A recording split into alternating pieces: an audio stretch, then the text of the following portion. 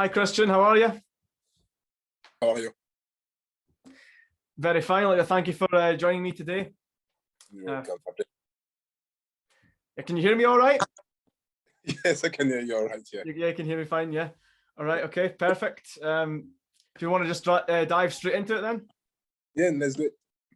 All right. Okay. Perfect. Christian, growing up, I believe your boyhood club was Marseille. Are they still your team today, or does your career change any of your allegiances? You make me look like a traitor. Yeah, it changed. Has changed. Yeah, I still like the team. I still follow them sometimes, but I think since I became professional, I'm not really into supporting other team. Yeah, so you then tend to follow the clubs that you played for then? Yeah. Yeah. Being a Marseille fan, end up coming to the British football. What was your impression of English football before you arrived? I think around about the time when Marseille would have been at the top in the late 80s, would have been Liverpool and Arsenal were the top dogs in English football. And by the time you arrived, it slightly altered between Arsenal and Manchester United.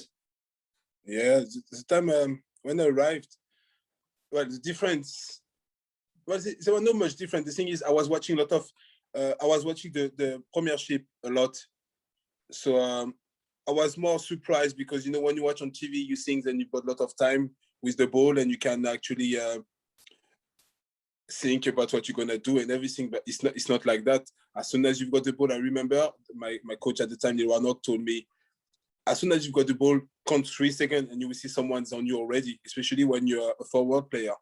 And it's what happened. So the player who managed to create spaces for themselves are very, very high player like Thierry Henry, but he wouldn't do the defensive work than some of the players. So it would be easier for him to create the space. And I think that when you watch the game on TV, that the impression is, and you've got so much time with the ball, which is not. Mm-hmm. And so you talk about players like Thierry Henry. Were you kind of in awe of that Arsenal side back then being heavily French influenced? Yeah, of course. Well, with the coach like Arsène Wenger, he had to be this way, Everybody knows that the French academy is one of the best in the world. So when he's got his connection, bringing French player would be easy for him. In your youth, I did some research and I discovered that you had offers from the likes of Marseille, PSG, Bordeaux, and AC Milan. Would you like to tell us the story of this interest and why a move never seemed to come about? Well, no, the thing is, AC Milan, it was funny. What happened is they came to my house in France. I was playing for Troyes at the time. I wasn't professional. They wanted me as because I wasn't professional, so they would get me for free. So they came to my house, offered me a contract, but they said I need to be, I think it was something in November or something, but I need to be free when January come. Mm-hmm. I said, okay, I'm happy, I want that.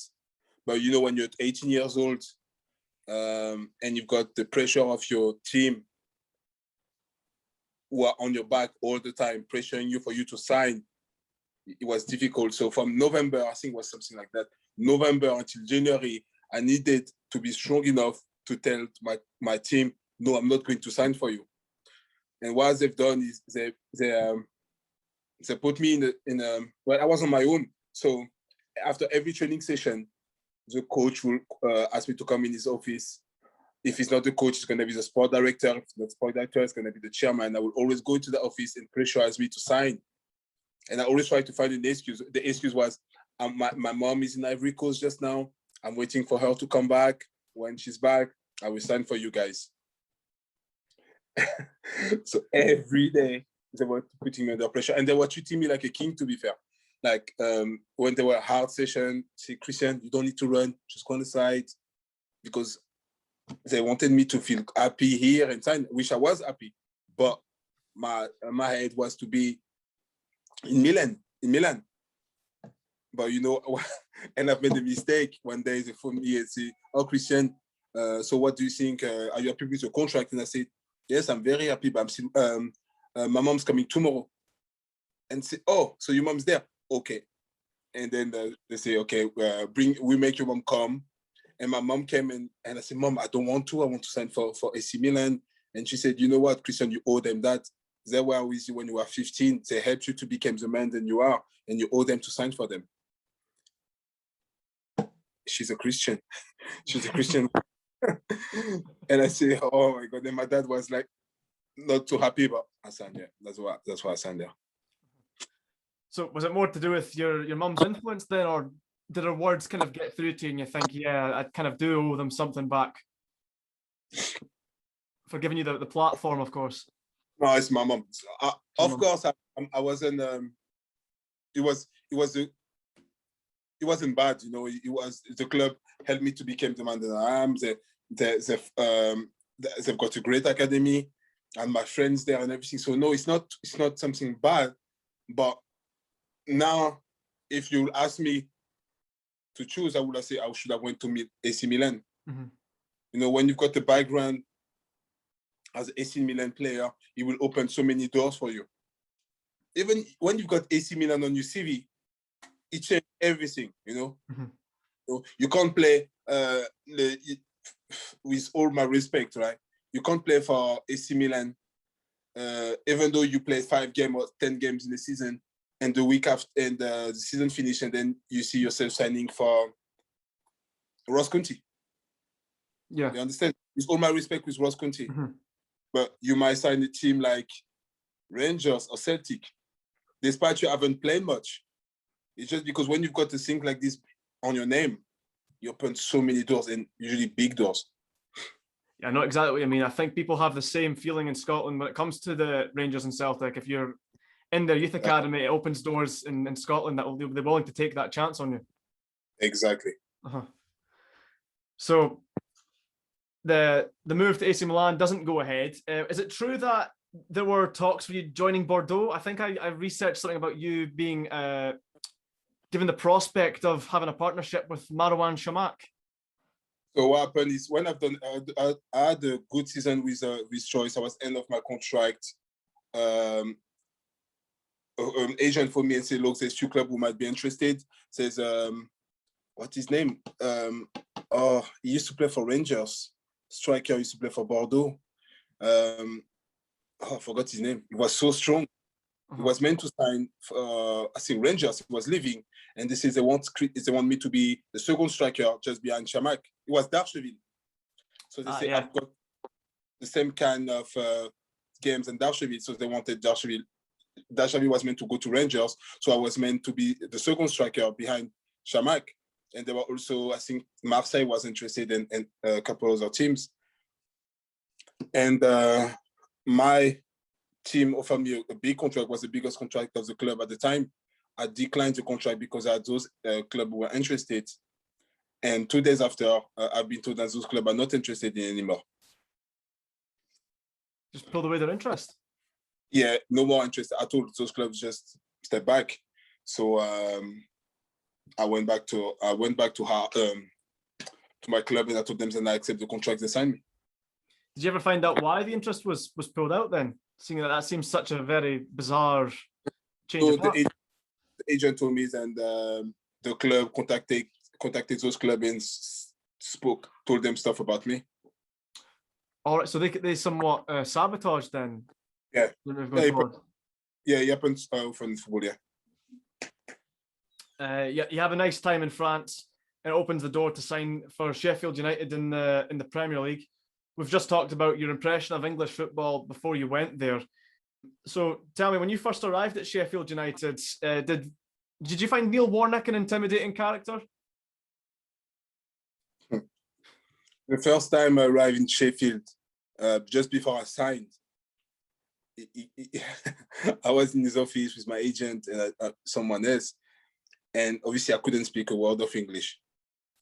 But I remember what he said. He said, "Do you speak English?" I said, "No, really," and everybody laughed and everything, and said, "Would you understand if I say, move your fat ass?"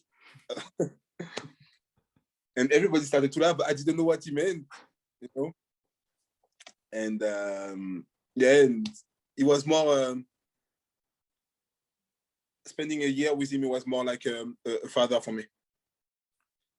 Also, you had a really good relationship with him then. Oh yeah, very good relationship with him. Yeah.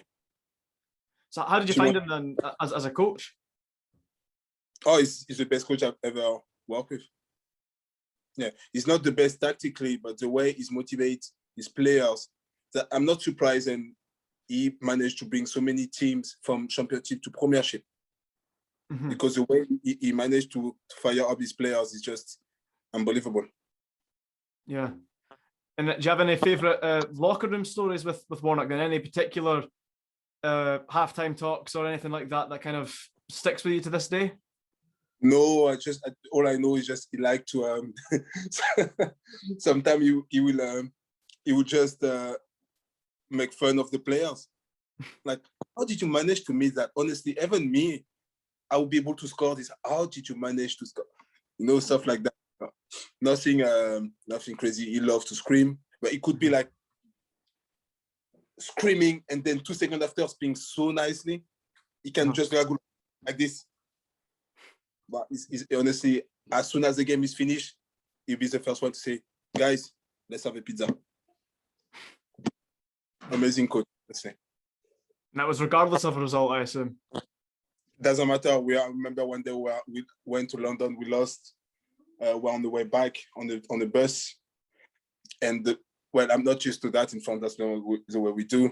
And the bus stopped for I don't know how long. I was listening music, and then I saw him coming back with 20 pizza boxes to give to the players, and I was like, wow. He said before the game, it's not the game. After the game, it's not the game anymore.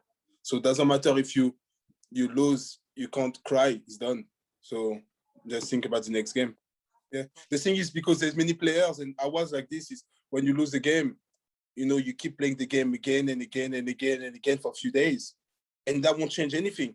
And sometimes, you know, like I played in England in 2006 and we're in 2021, and they're still seeing images, and I keep playing in my head. Saying, if I would have done that and I would have scored that day, we wouldn't still be in premiership, you know, and that doesn't help you.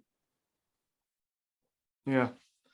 So looking back then on your Sheffield United career, Christian, is it fair to say that the biggest highlight was your winning goal against Arsenal?